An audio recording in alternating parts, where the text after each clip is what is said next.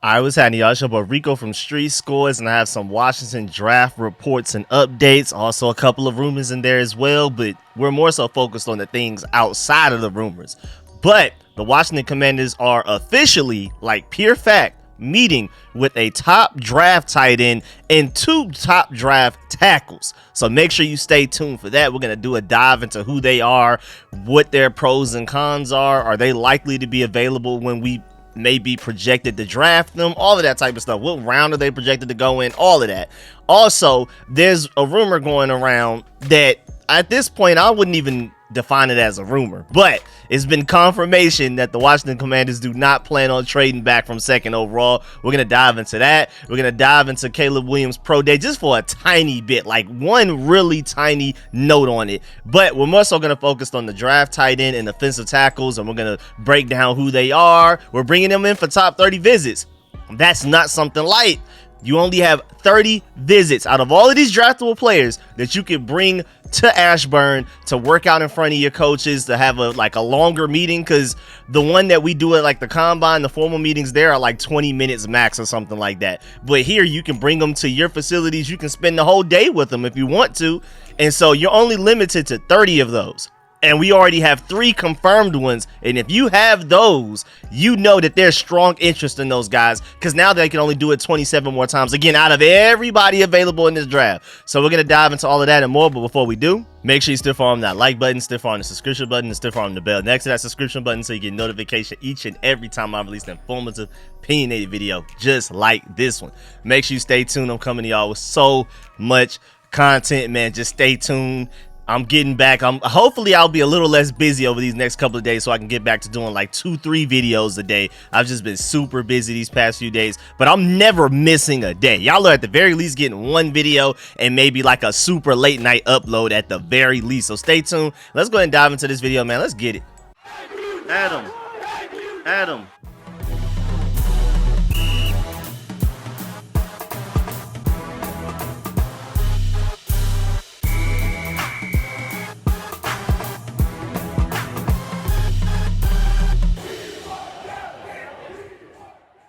And of course, I've already done an entire video breaking down the Commanders going all the way to Michigan to have dinner with JJ McCarthy.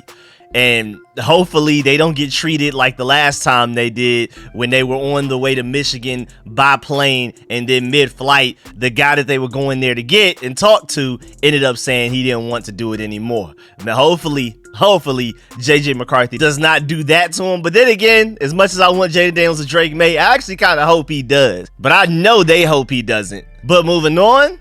All right, so there is an official report from Albert Breer that the Commanders have not shown an appetite in regards trading down with their 2nd overall pick. The Bears and Patriots also have not expressed an appetite in trading down either. So it sounds like no matter what, it's going to be some order of Caleb Williams number 1, and then Jayden Daniels and or Drake Maye number 2, 3, whatever. But we know that pretty much the top 3 picks are quarterbacks, and now there's even more momentum, if anything, for the top 4, maybe even 5 picks being quarterbacks. We'll see when we get there. But there was all of this information and these rumors going around that maybe the Patriots were more likely to trade back and things like that. It sounds like they're standing firm. And then of course, after we signed Marcus Mariota as a veteran who's not very notable at all, and then we traded away Sam Howell, of course we're going quarterback at number 2 overall, unless they think they can find a drafted free agent or a guy later or something like that. Highly doubt it. You don't make all of those moves to trade back. So just go ahead and hopefully, for those of y'all who still think we may trade back, it's like now 99.99%. I said months ago that it was like a 99% chance, just simply because of the talent in this draft and the fact that we had a 2nd overall pick in this talented quarterback class. After trading away Sam Howell, that took it to 99.9999. Again, me being a statistics guy, I'm not with absolutes. I refuse to say 100%, but this is close to 100% as you can get. I mean, I really feel like this should be obvious. That's why I wanted to just go ahead and get this one out the way so we can do the real deep dives into everything soon. And honestly, even with that, we should be happy regardless who we end up choosing between like Jayden Daniels or Drake Maye, which is more likely to happen. Because honestly, I feel like if Jayden Daniels didn't exist, we'd all be excited about potentially getting Drake Maye, and vice versa. If Drake Maye didn't exist, I feel like everybody would be excited about Jayden Daniels. I think we're starting, well, y'all are really starting to super nitpick these guys.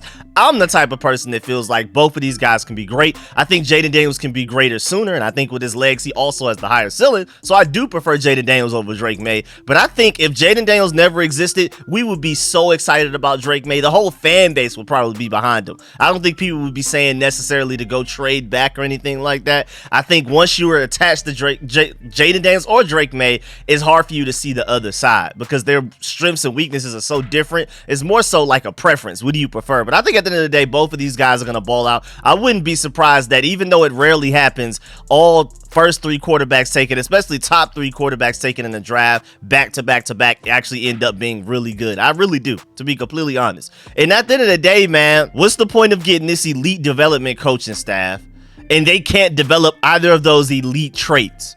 Like, if this coaching staff is anywhere near as good as it looks on paper, no matter who Adam Peters prefers, that guy should ball out, honestly. That's my whole main thing on it. But of course, if you were to ask me who I prefer, it's Jayden Daniels. Now, moving on to the main part of this video, teams are setting up pre-draft 30 visits with prospects, and on the Commanders list, Texas tight end Ja'Tavion Sanders, one of the first ones we've heard about.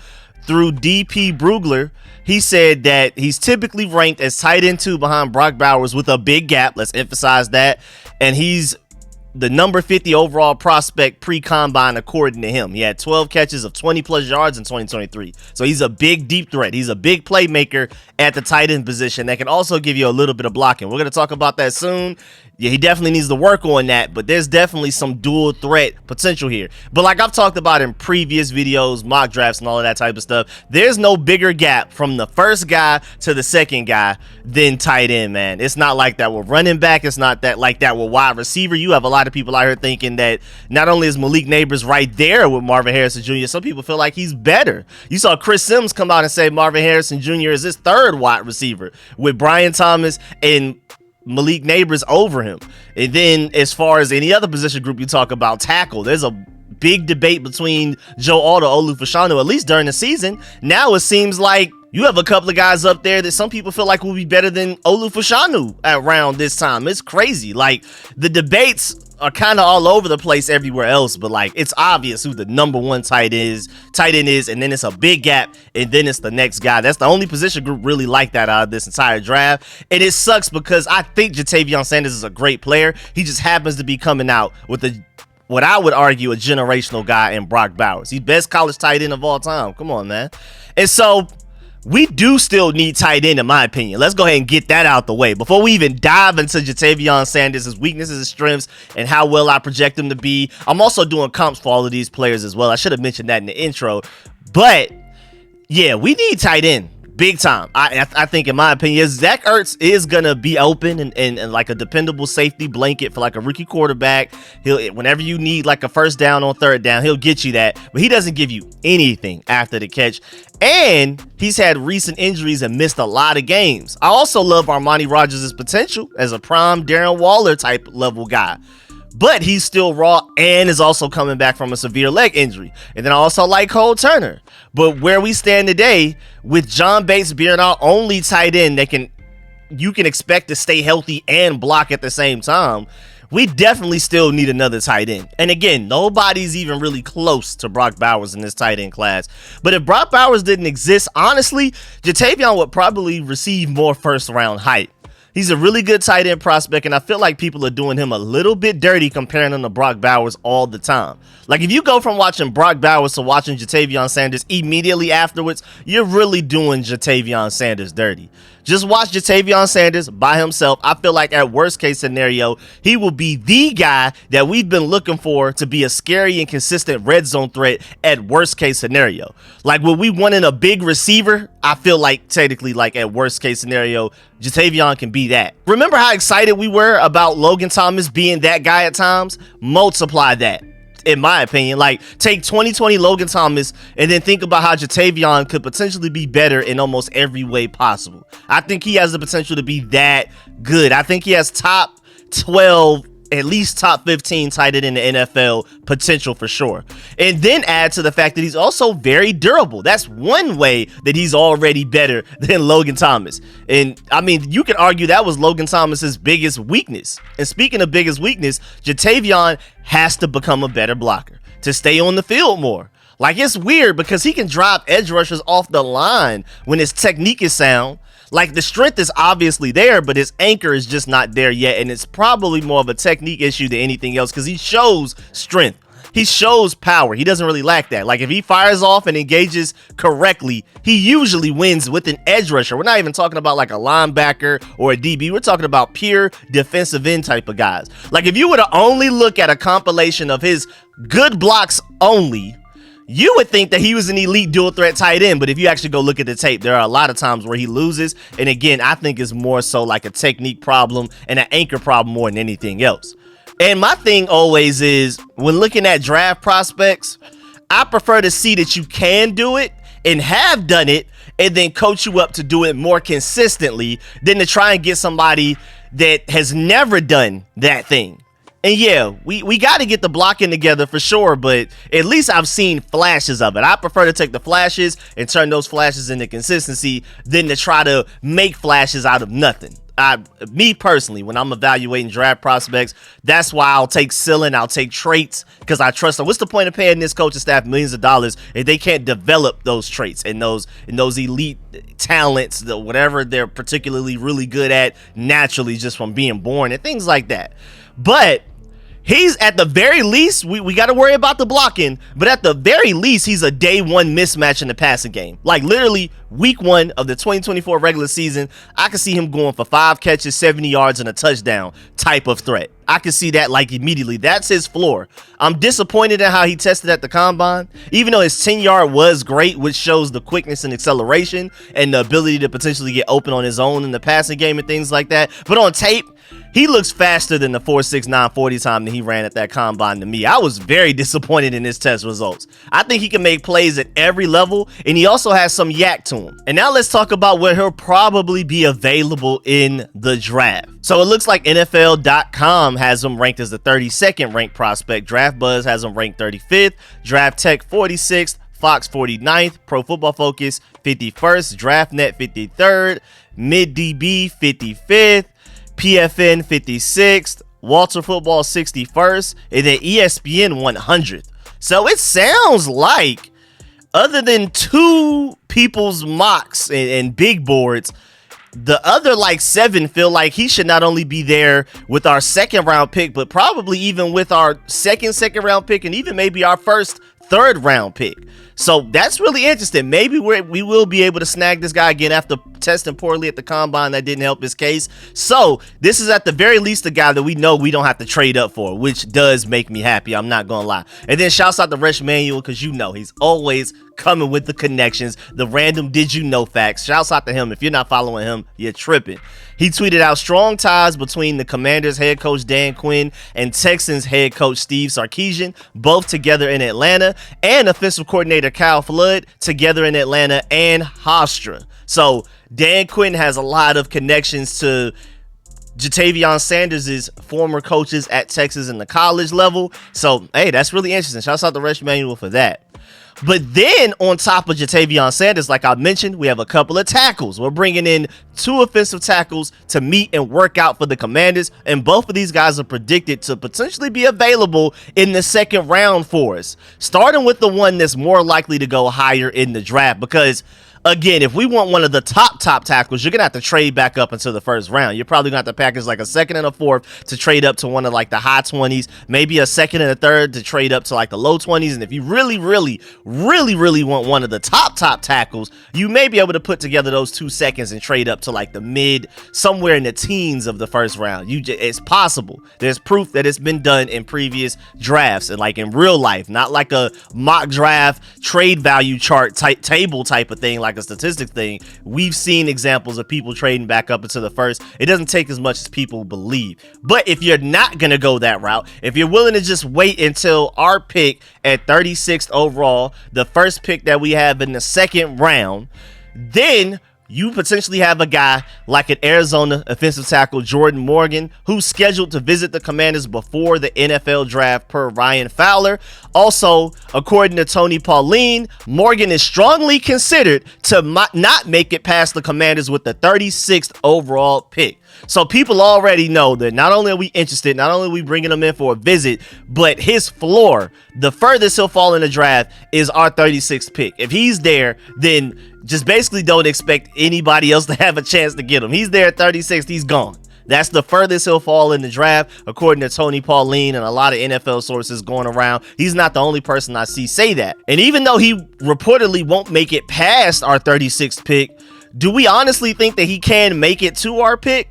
Well, if you're looking at Draft Tech, they have him ranked 26th.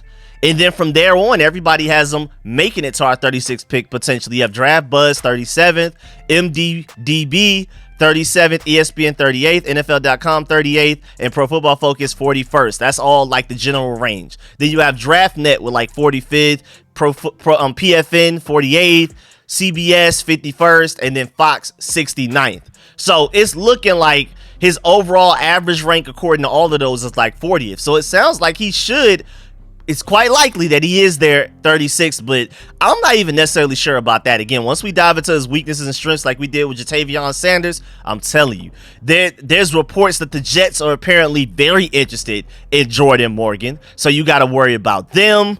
Then you also have reports that Jordan Morgan has received a serious interest from the Cowboys at number 24 overall in the draft, the Ravens at 30th in the draft, and the Chiefs at 32nd in the draft. So, and then again, the worst case scenario that they're saying is that he definitely won't make it past 36th with the Commanders. And apparently the Washington Commanders are very high on him. Again, there's multiple sources saying that. But it's kind of like, will he even make it to our 36th pick? In Pro Football Focus's most recent mock draft, they have him going 29th to the Detroit Lions. It's just like, man, I'm not even sure if he's going to make it to our pick. But if he does, again, it seems like, especially with us spending a top 30 visit on him, you're only limited to 30. You can't go beyond that. That shows that you have serious interest in somebody. It seems like he definitely wouldn't make it past our pick at the very least. That's what it's looking like. And shouts out to NFL Draft Buzz for this scouting summary for Jordan Morgan.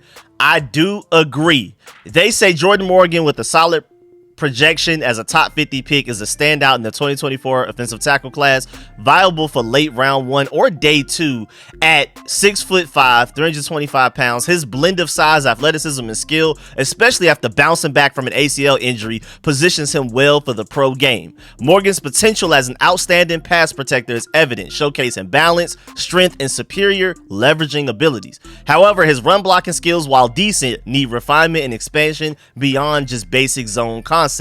Despite concerns about his arm length and medical history, Morgan's overall ability and adaptability make him a high value pick, possibly transitioning successfully to guard if needed. I want a guy to play tackle. We don't need to be spending like a high pick on guard right now unless it's like a Brandon Sheriff level guy.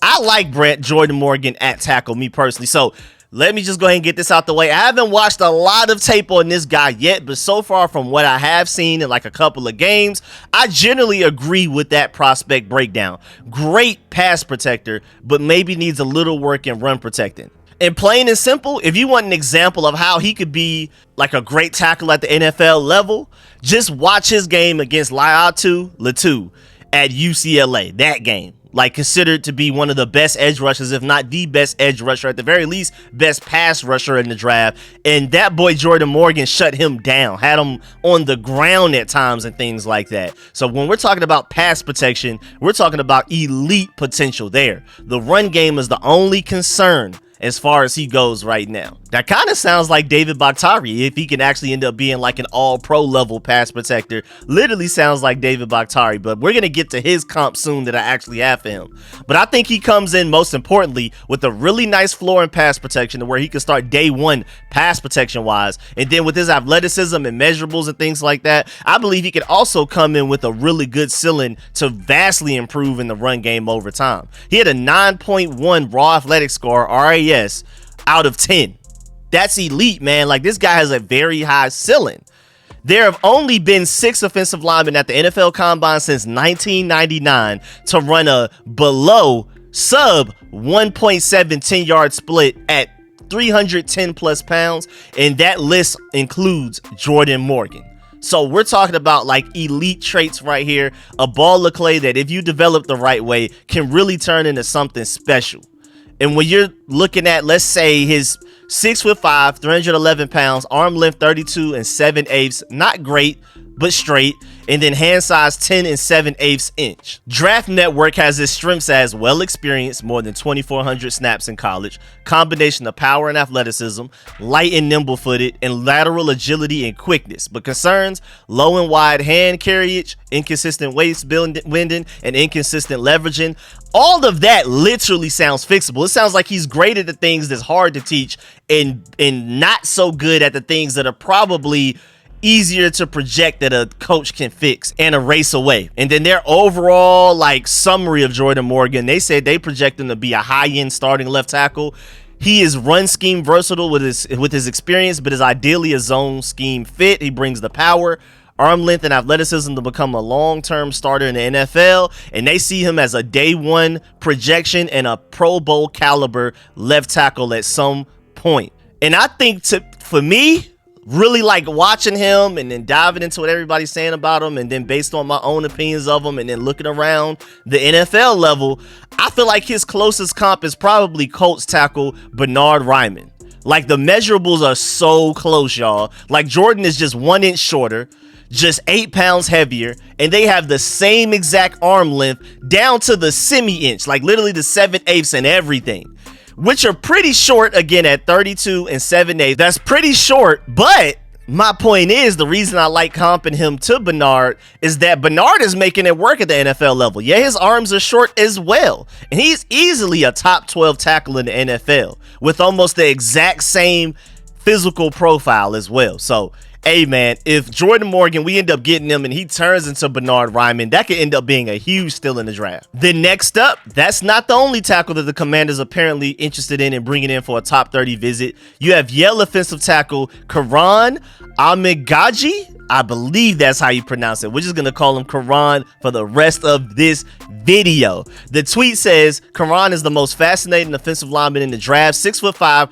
326 pounds with 36-inch arms and an 85.5-inch wingspan. Can play in any scheme, and he has upcoming top 30 visits not only with the Commanders, but with the Bears and Browns so far also. And this is a very interesting prospect here because the range of where people feel like he can go is crazy. Like Pro Football Focus is the highest on him. They think he can go 57th overall, but then you have ESPN thinking he can go 90th, and Fox is like the 96th overall. Like the variance is crazy. We're gonna dive into why that is, because the problem is that he is coming from playing at Yale.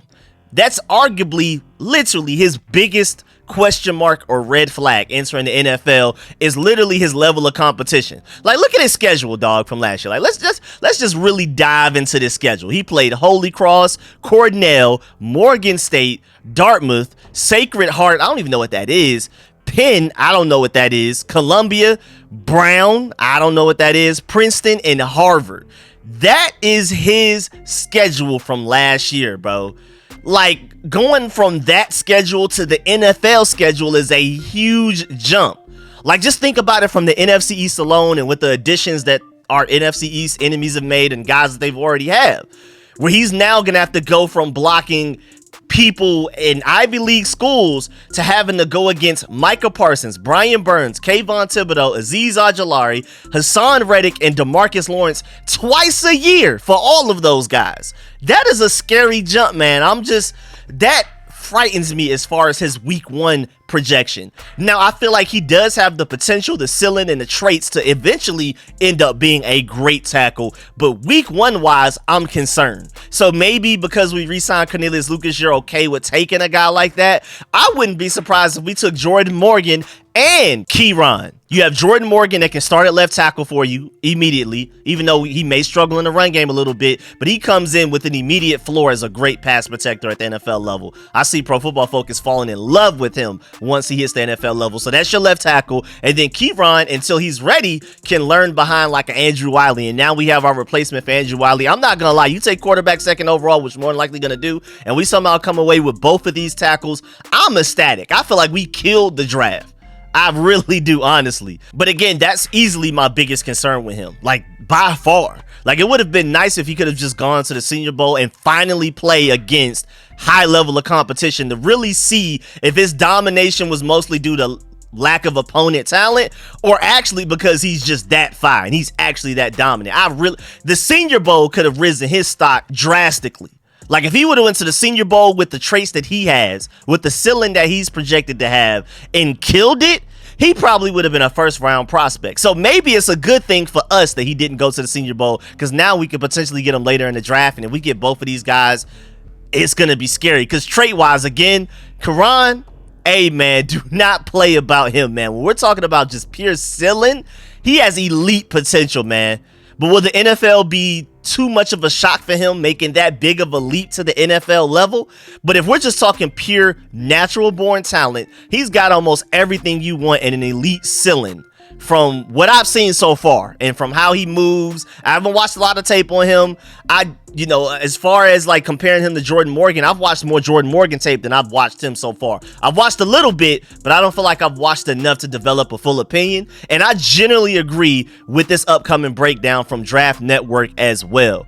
They talk about, first of all, let's get the size out the way. 6'5", 323 pounds, 36 1/8 inch arms, and hand size 9 5/8 inches, man. Scary stuff. And when we're talking about strengths, they point out elite arm length, natural athleticism, and raw power and physical gifts. But when it comes to concerns, and these are all coachable things, inconsistent punch hand technique and pass pro. He suffered a quad injury in 2023, so he's also still technically recovering from that, which may be why he didn't participate in the Senior Bowl. And then he's also overly aggressive. But like I talked about when I was saying why I wanted Troy Fatanu so bad, I would far more prefer to coach a guy from being overly aggressive and telling him to calm down a little bit than for him to not have an aggressive bone in him and then trying to put that into him. I would far more prefer overly aggressive over too passive any day, especially when it comes to my offensive lineman, any day. So I don't even necessarily consider that a weakness, more so just something, watch out for that. We can work on that. And even just beyond that, man, when you're really looking at the tape, I mean, Draft Network, they summarize him as a physical, athletic, toolsy type of guy that you could develop into a multi-year starting left tackle. He is a candidate to draft and stash for part of his entire rookie season, possibly. The long-term potential is very high, though. They see him as a day 2 prospect, like an adequate starter, potentially to start off. But this guy has Pro Bowl potential to him written all over him. It's just, again, with the rawness. I mean, of course, Yale isn't about to have the best offensive line coaches in college football. So, of course, he's still raw. Of course, there's a lot of things that we can teach him. You get him in the hands of this coaching staff, specifically Bobby Johnson. We'll see if the Giants was just more of a Giants problem than him. But you get, and then Anthony Lynn is around as well. And I highly doubt Anthony Lynn is going to allow this offensive line to be but so sorry. So you get him around this coaching staff that we brought in. I think we can potentially get the most out of him. I'm excited about Karan. If we end up getting him, I'm telling y'all, it may not be his rookie season, but next year, like, he's not, and let me get this out the way, he's not as raw as a Braden Daniels. Like, I feel like if Karan had to end up coming in and stepping in to play for us at some point this season, it will not be as scary as like Braden Daniels having to step in for us. I believe he may potentially need a few games, maybe even a year, but Braden Daniels, I don't know at all. I don't know if he's going to play within the next 2-3 years how raw he looked. He was scary, especially with the lack of weight and lack of strength. I really don't know with him, but Karan, different case. Still raw, but I feel like all of his rawness is coachable. My main concern again is him making that jump from Yale to the NFL, bro. Like, I mean, it would have been nice if he could have just transferred out and played in the SEC for just one season so we can see if that domination that we see on tape is real or not. And like I mentioned earlier, just like Jordan Morgan, I still have to watch a lot more tape on both of these guys. And again, I've watched more tape on Jordan Morgan than I've watched on Karan so far. So I really want to get back and watch a lot more tape for both of these guys. But then again, with this low level of competition, I feel like I'm just going to see the same dominance all over the place in every other game that I watch. So I just feel like it's really not even much of a point to watching Karan anymore. It would have been nice if he could have played against some higher level of competition so we can watch that. But as far, I mean, the difference between watching him going against Harvard or going against Cornell isn't going to make much of a difference, dog. So honestly, man, I mean, I may go and watch some more of his, especially if we end up drafting him. But until then, I don't know, man. We're limited in time out here. and I'm still trying to watch a lot of other draft prospects, so I don't know about prioritizing that one. And it also just, I mean, it just looks completely unfair. Like, he looks like a guy that belongs in the SEC, but he's just going against Ivy League school kids. Like, the tape is dominant. Don't get me wrong. The tape is very dominant.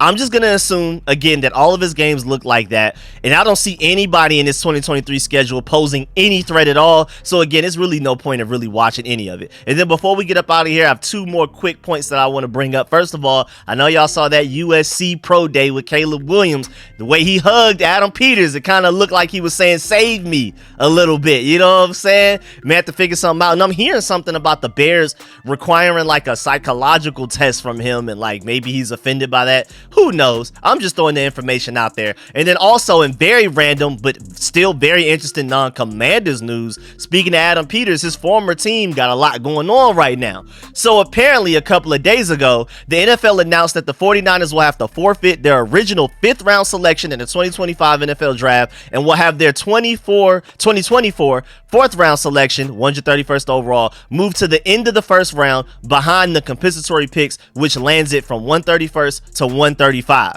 According to the NFL, a review found payroll accounting errors at the close of the 2022 season, which resulted in a misreporting of the club's cumulative player compensation. The NFL says San Francisco would have remained under the cap at all times regardless of the error, and there was no ill intent. The 49ers statement, quote, "We take responsibility and accept the imposed discipline from the NFL due to a clerical payroll error. At no time did we mislead or otherwise deceive the league or gain a competitive advantage in connection with the payroll mistake." And my first thought was, I didn't even know something like this could happen. I mean, at the end of the day, it's none of my business, I guess, but I just thought it was a very weird situation that I just felt like more people should know about. I just feel like any knowledge that I gain from just being around the NFL world and things like that, even if it doesn't necessarily pertain to the Commanders, if it's something that weird, unique, and rare like that, I just feel like I need to give that to y'all. Even though it has absolutely nothing to do with what we talked about previously in this video, I just prefer for y'all to be a smarter fan base, just knowing that something like that even happened recently.